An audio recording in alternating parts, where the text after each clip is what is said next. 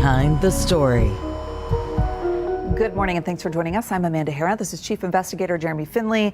And Behind the Story is an opportunity for us to talk to you on a deeper level about some of the stories that we've covered. And your investigation last week, Jeremy, I think was a stunner for a lot of people. Essentially, the headline is, you could be sober, but still charged with driving under the influence. Right. It is so astonishing to us, even after we found these cases, that it's hard to believe that it happens, but we have found that it does. Let's talk about some of the different cases that you highlighted in your story, and we can start with William Rose. And we're going to show you some of this video, and this is the dash cam video of what? Basically him stumbling through a field sobriety test. Right, so this is William. He is a father of two, and you can see that he is performing extremely badly on his field sobriety test. When police opened up the door to his vehicle, they smelled alcohol. But what we found in his case is that right before he had opened the door there, as you're watching here, he had used hand sanitizer. So it smelled like alcohol when you opened the door. The reason he did so badly on the field sobriety test is that he is actually bow-legged and has trouble walking in the first place. Yeah, he has balance issues. Balance issues, right. And these people, you know, obviously if you're a police officer and you see that, that's the reason. You see that and you understand. And didn't he ask specifically for a breathalyzer? He did. He wanted a breathalyzer to say, look, I am sober, I am not drunk in any way. But the department that was arrested him, Murfreesboro Police, they do not use breathalyzers. Their spokesperson told us that they believe blood tests are more accurate. And as he told you, I mean, and as you can imagine, he was just terrified during this. Listen. I was very cordial with them, but I was scared to death. I kept telling him, I said, sir, you're making a mistake. I have not been drinking. I'm not impaired. And it's one thing to say, oh, that's just one case, that's just one time. Right. No, your investigation dug way deeper than that. Bill Shank, we have video of his encounter with police. So Bill Shank is an Uber driver. In his case, he was arrested for a DUI. He's an Uber driver. You can see the picture of Bill there. What happened in Bill's case is that he was driving someone, again, an Uber driver, and the backseat passenger was drunk, so the car smelled like alcohol. Bill,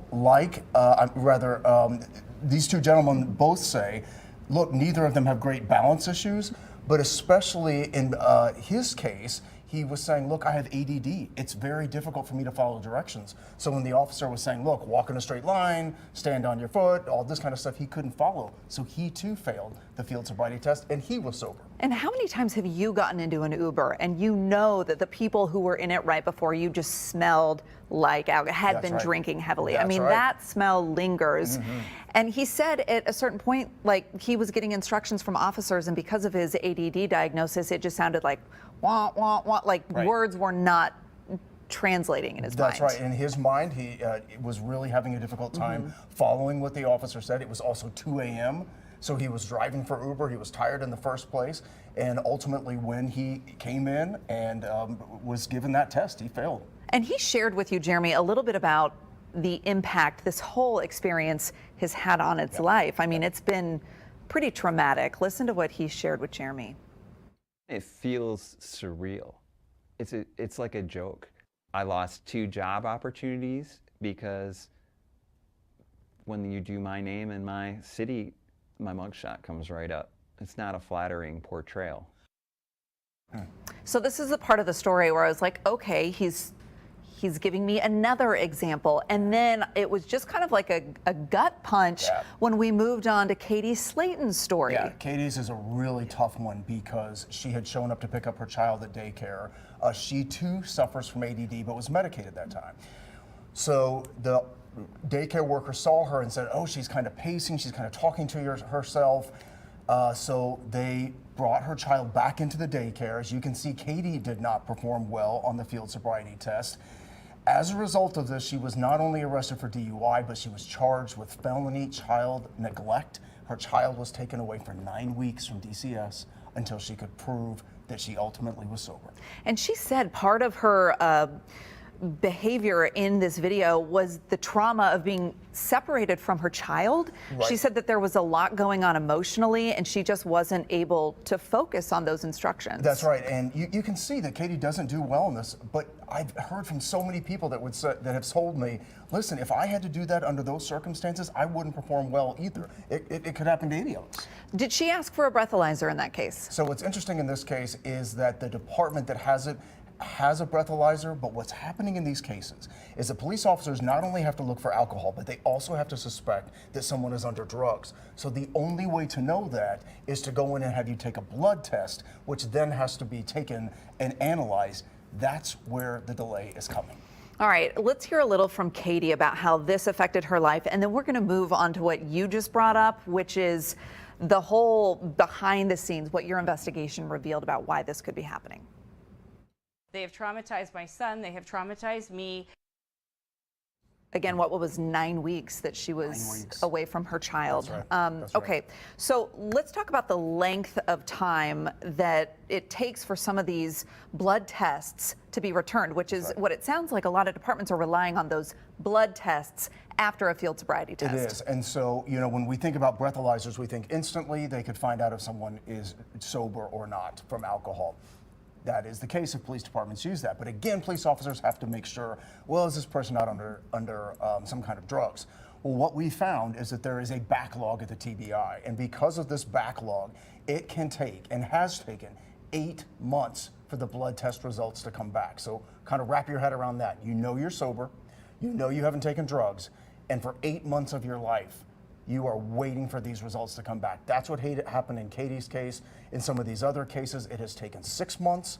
When it is 6 months and taking that long, people have lost their jobs, their insurance, they have lost their reputations. You know, we live in an era, their kids, we live in an era where mugshots appear online easily now. So if you Google somebody's name and find that, they're dealing with that. So it really does wreck their lives in this time that they're waiting for the results to come back. And you talked with an attorney who's handled a few of these cases, and he really speaks to the magnitude of the toll that this can take on some of those people. This particular client had to wait 8 months for that chemical test to prove that he had not consumed anything at all. All right, so you went to the TBI and said, okay, wait a second. Right. What's up with this? Why is it taking so long? So their explanation is what we have heard so many times before with these large crime waves. They just have so many cases coming in, 1,000 a month, that they don't have the staff to keep up with the number of cases that are coming in.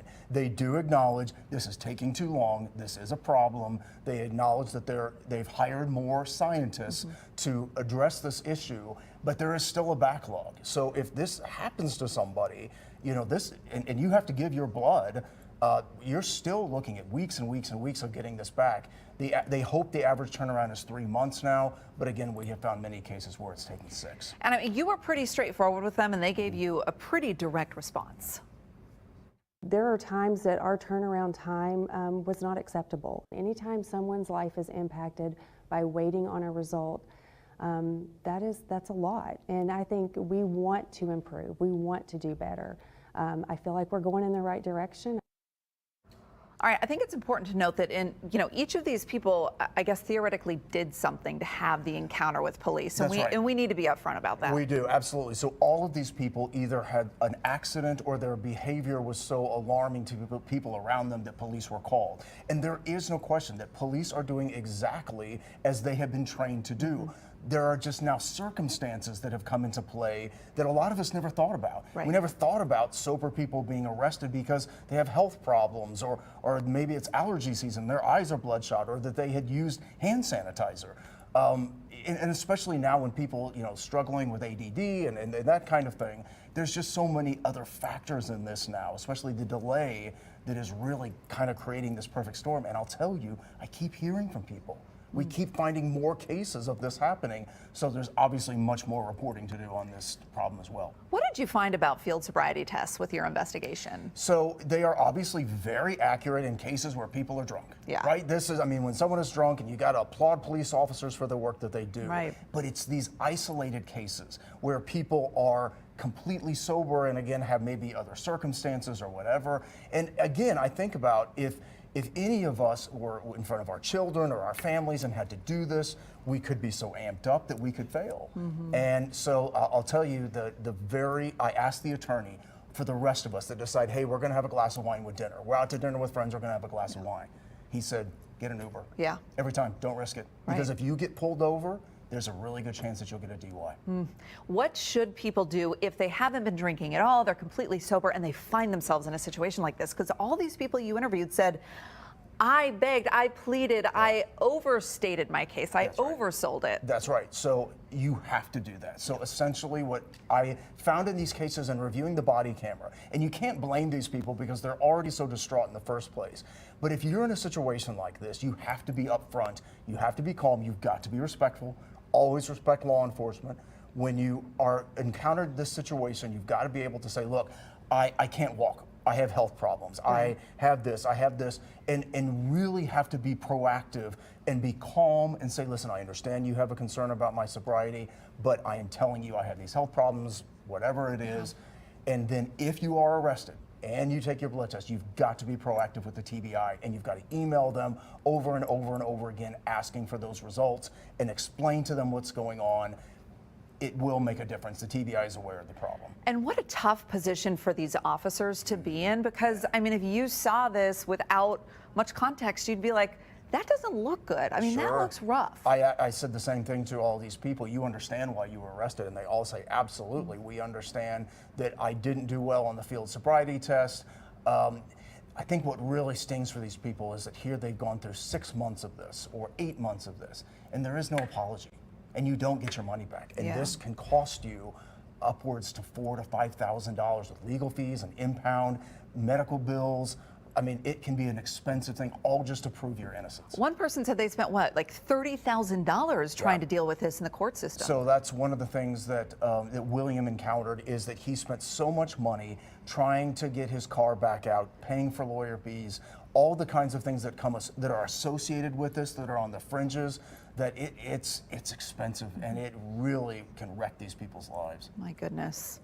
All right. Well, Jeremy Finley with his latest investigation. You can watch the full investigation right now on the WSMV4 News app. You can see it on the website or on any streaming platform. Jeremy, thanks. Yeah, anytime, Amanda. Yeah, Thank you've you. been watching Behind the Story. Have a great day.